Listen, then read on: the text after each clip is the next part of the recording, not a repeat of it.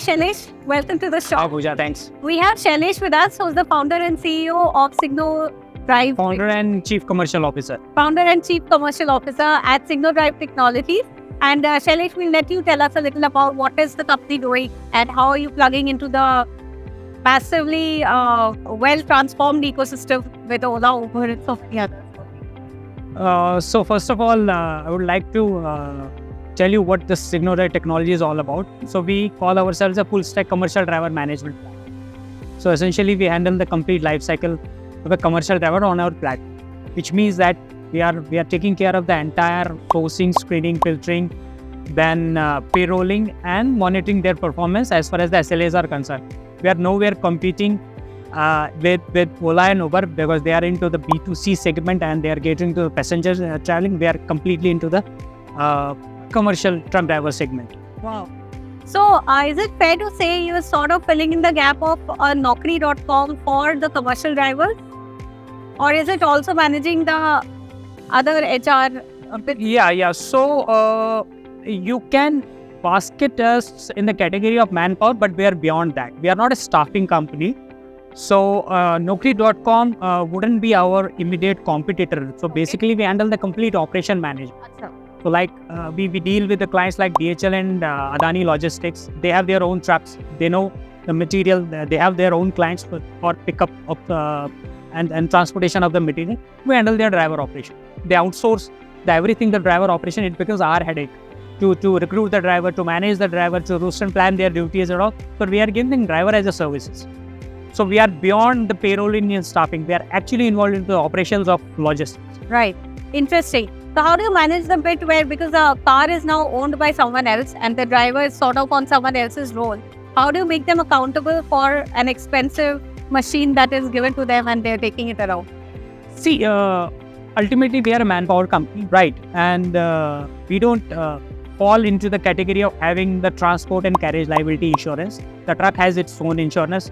The material has a marine insurance. As far as the driver is concerned, so we provide all these facilities with the driver, be it the accidental policy, be it in the health policy. So we're trying to create an ecosystem around the driver where he no longer feels like a driver, he feels like an employee of the company. So that's why we call this as a driver as a services. The only difference is that they're sitting there on behalf of the company in the truck. We are there in the office. That's the only difference. They're as good as good employees as we are of our own. No, excellent. How old is the company though? This company, we are a 4-year-old company, and we started, basically we did pilot in 2019. Post-successful pilot, we commenced, the business commencement happened in the midst of the COVID. We have been growing more than 250% year on year, and we are a bootstrap company and already profitable. Wow, very nice. What are the kind of revenues we are clocking? So this year we will be clocking, we'll be closing this year around 20 CR, whereas current ARR rate is around 40 CR. And are you funded? We are not funded, we are bootstrap. Bootstrap and profitable. Yeah, profitable. Oh, very nice. So no plans to raise funds anytime soon. You don't need it. No, can't say that we don't need it, but we don't feel that this is the right time. It might so happen that going forward 5 months or 6 months or a year down the line, we might need, because the opportunity altogether is a global. So the problem we are trying to address is a global problem. The truck driver shortage is not restricted to the Indian demography. It is there in the US, it is there in Europe, it is there in Canada and Japan. So if you want to go global, you might have to take the help of the investors to fund you to make that kind of an scalable and big company. Yeah. And what's the size of the driver community that you're already engaged with?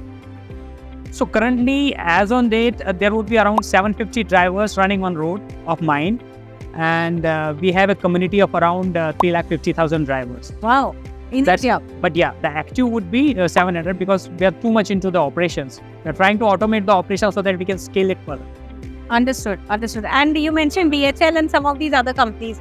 So primarily, is this services for logistics companies only, or are there any other types?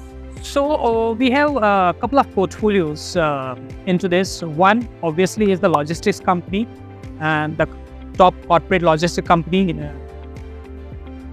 They are intending to change this ecosystem. So we are dealing with Adani Logistics, DHL, Concor, Container Corporation of India, Jubilant. And the companies we focus on are the manufacturing companies who have their own assets and they don't have their own transportation mechanism. We handle their fleet on their behalf. So primarily two: one, the typical logistics company, and other the companies which have their own assets. Sure. So now there are companies like Everest Fleet and all which give their cars to other companies, right? Like you give drivers. There are companies which give their cars to Uber and Ola and other. So is there some synergy there? Yeah, there could be possible synergies.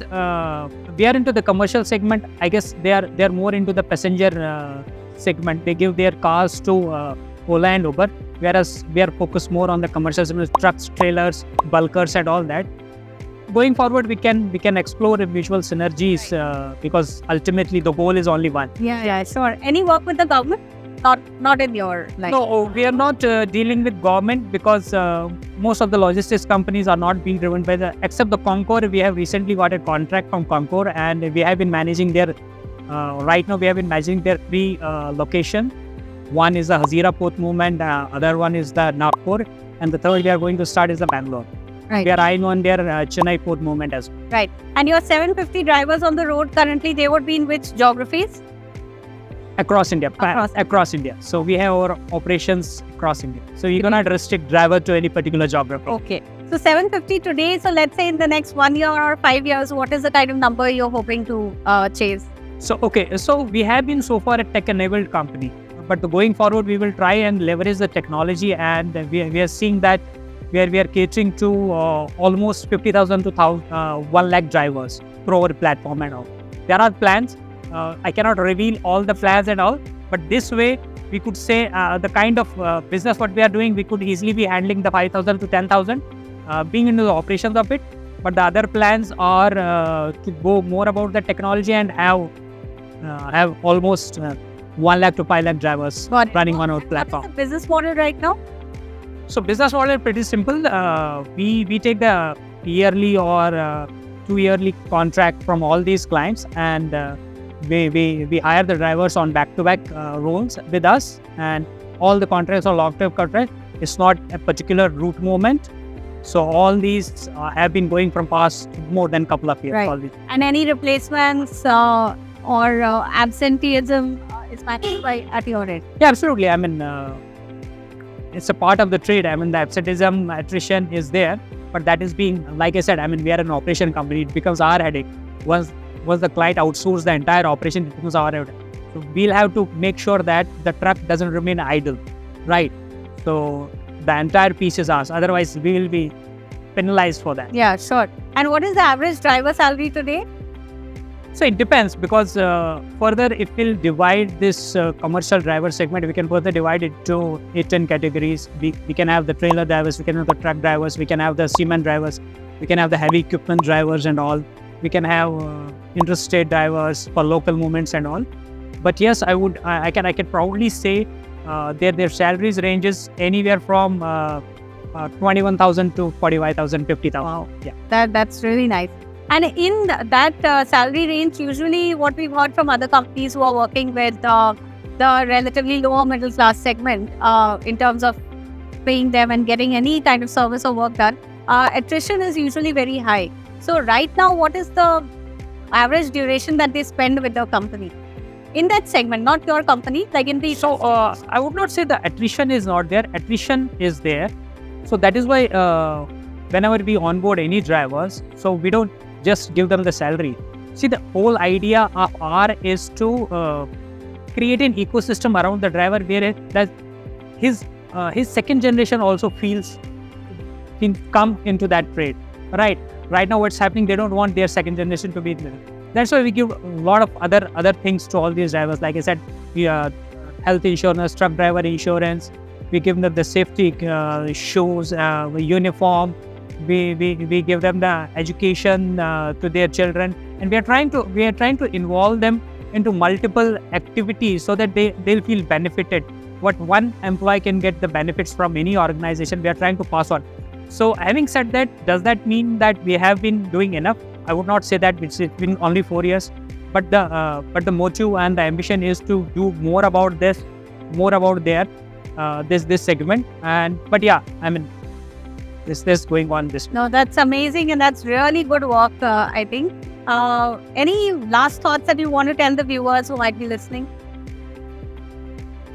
So I mean, I don't know whether the viewers are the startup founders or the younger generation or somebody. I would say just go with the flow and believe in yourself. Keep yourself healthy and have the patience, and make sure that there is a neglected community out there. So one has a responsibility to cater to this community, and whichever the way possible it is from your end to do something for this community. So I believe everybody should come out and create that kind of an impact. Great. Thank you so much. It's lovely talking to you. Same here, Pooja. Thank you.